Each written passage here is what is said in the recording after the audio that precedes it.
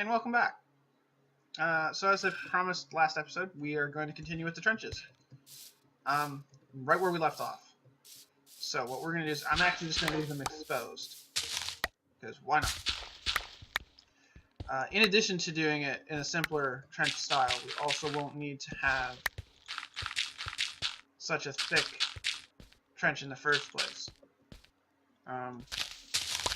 I'm just going to dig it out just because I want to see where we are compared to the other one.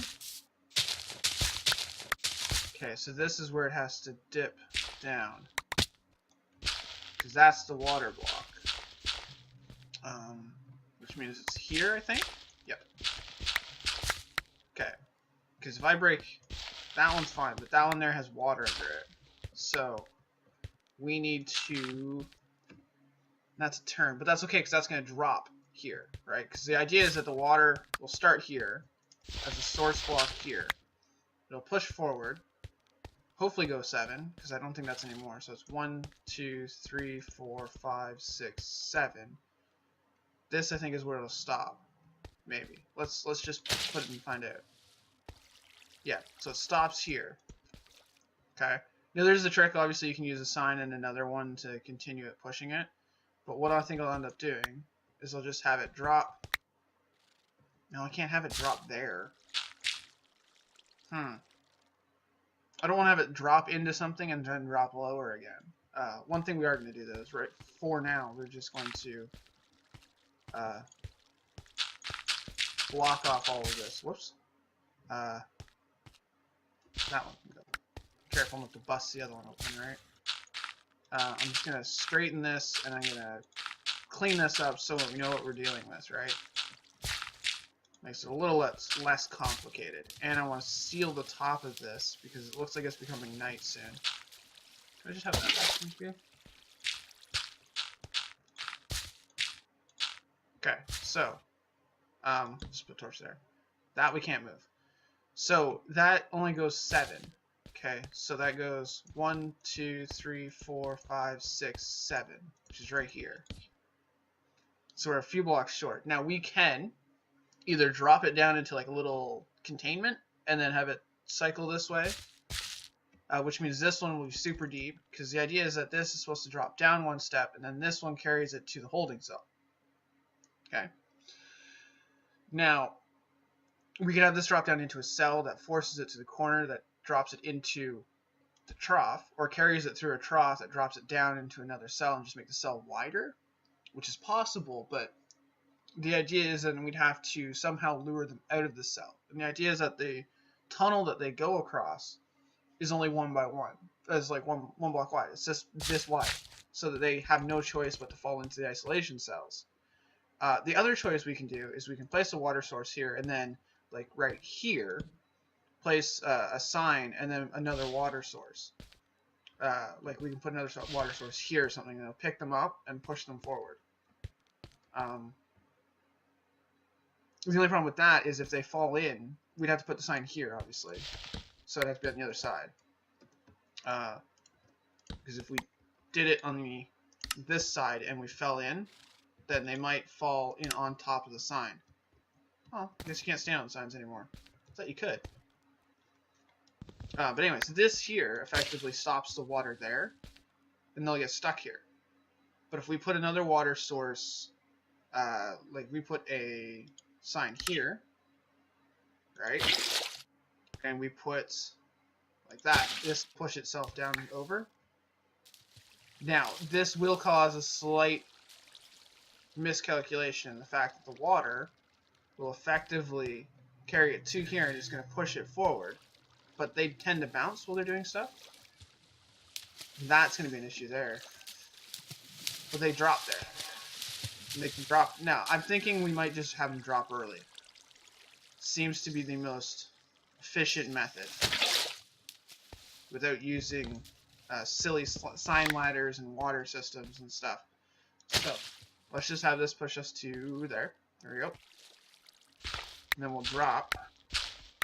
And what we'll have it do is we'll actually have it drop into a holding cell. So we need this to be at least 3 blocks down. Okay. and it needs to carry into this. So if I put the water there, it should carry around. Temporarily, we'll dig this out, and then we'll just put a dirt block here, and then we'll jump up, and then more. Go across. There we go. How far does this carry us? Or how well does it carry us around the corner is a better way. Because it should be up against this wall. So it does carry us, but it puts it on the opposite wall. It's fine, it doesn't really matter. So it does carry us around the corner fairly easily. So if I'm just sitting here bouncing. Okay, it carries. Alright, that's good. That'll do. Because this trough here doesn't really matter if it's super tall. Because they're landing in water, right? So it doesn't really matter. I'm just going to break all of this. It is apparently nighttime outside, which is nice to know. It means we need to keep this stuff lit up so nothing decides to pop in on us. So this will carry how far? Okay, so it carries to there. Now we can grab this again. We can munch on something because we're hungry. And remember that we're going to have another trough just like this on the other side, of course. So this is where it needs to drop down again.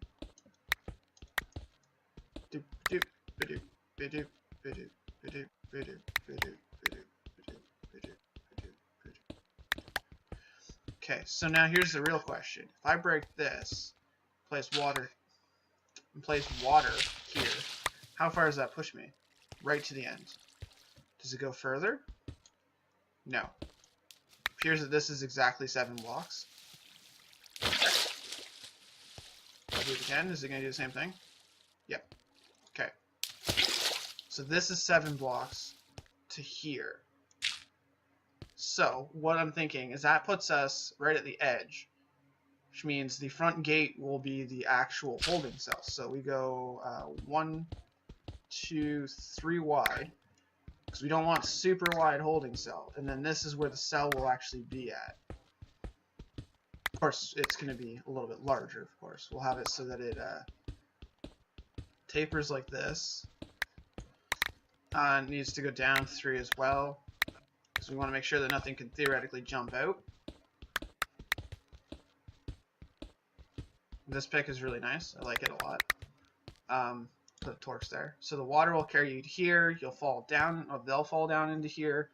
And then I need to make water push them this way into a holding cell that's like this, or a line that's like this. Now the question is, where am I according to the thing? Now this here is the wall, just outside the wall. So this is the wall here. So this is the center of the gate. So that means that's inside the 1, inside 2, 3, 4, 5, 6, 7. Okay, so we're well underneath the courtyard now. Let's work on getting the water pushing me the right way. Actually, I don't think we need the water pushing me, do we? Because the idea is that they fall into here, and then somewhere in here they can see through to me, right? Like behind it, or in front of it, or like to the side, they can see me, and that attracts them to me, right? Because the idea is to use me as bait. So once we have a bunch in the cell, I would come down to the actual purification, come over to this, activate a switch that releases them so they can wander, and then make sure it's clear enough that they can see me on the other end and be like, and then they fall into the, then they go, and they trap themselves into cells. That type of a deal. So we got to make sure that obviously we can see in and stuff like that. So there'll have to be some sort of glass wall effect in this. But what we can do is we can have cells start pretty quickly. Like I'm thinking here is the first cell. No, we have to have like 3 in between, I think. Because we have to have sticky pistons that can open and close around them. So we need to have power sources on both sides. So that's there. So then we have 1 in between, and then that's another power source wall. And that's another drop. Power source wall. Space in between. Power source wall. Drop. Power source wall. We'll put torch in here. And how far did we go? We went, that was power source wall, so it was 1. So if we went like this, then this would be theoretically the other holding cell. We'll work out obviously the finer details as we go. Let's see, that's 76. Let's switch that out just so we don't worry about breaking it. Yeah, so this would be the other holding cell. The idea would be that they should be able to see me from either end of this, right? So they'll come over here and congregate and stuff, and then there'll be like a piston door or maybe an iron door or something that's receiving power that I can open and close from this block or this block, just so that I can trap them in. So once I've gathered them all over here, I'll flip a switch from this side or something, maybe this side. It'd have to be this one because they have to be able to see me. And then I'd shut the door and then it's trapped, and then it can deal with whatever's in the 3 isolation cells. Now, the isolation cells, there'll be a piston here, then 1, 2, so they drop in, right? So there's a piston here. This is backing, stand on a pressure plate, this will pop out, because that's the cell, this is the wall, so this is where the chamber that we will exist in will stand. Now, what I'm hoping to do is actually make it a big open area so we can walk across like a trough, like a trough. We can walk across this like a balcony, and I can have like glass or something so that they can see me through it and they'll follow me across it. I'm thinking that's what I'm trying to do. So this is what, the first one? Yes. So what we'll do is we'll just dirt pillar up 1, 2, and we'll do the same thing here. The last one, sorry. We'll go 1, 2. That gives us the piston door, us. This is where the doors will block, and this is where we are.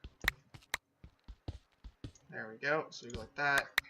And if we go continue straight along this path, we should meet up with us. There we are. So this is going to be a lot of digging now. And I'll probably end up doing a lot of this on off camera because I don't really want to show this to you. So this is let's see here. If we break this, power wall spacer, power wall, and that should be there. Yep, that's 3. Boom. All right. This area here we don't really need a huge amount of space. I figure 5 deep is probably fine. That pick is about to break. So we'll switch it out again.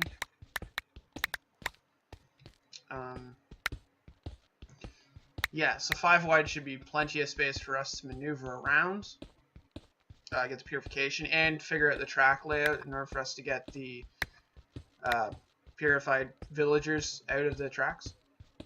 Now, I probably won't have a switch. No, I need to have some sort of automated switch so that when they land, they automatically stop anything else from coming in. We might get a couple in the same area, but because we can't have a manual one, because that would mean I'd have to run across the top and click, click, click, click, click. Although, if I can see in, because I'm running across the top balcony area, then in theory, I should be able to like flip a switch from up there that would block it. That might work.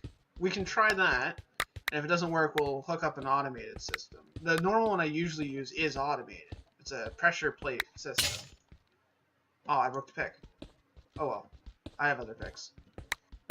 No great loss. It is an automated system with pressure plates. The only problem with that was if there was something on it, it would automatically lock the door below as well. And that was inconvenient, shall we say. There it goes. But yeah. So, yeah, we'll probably... I'll dig out the rest of this, obviously, off camera. I'll get the whole height of it done and get the balcony installed. And then next time you see... next time you're back, we can hopefully start getting into the redstone of it. I can explain what I mean by balcony so you can actually see it, and then we'll hopefully get into the to the redstone of it. and make sure we have to remember to dig the other side and stuff. But yeah, I guess I'll see you when I see you.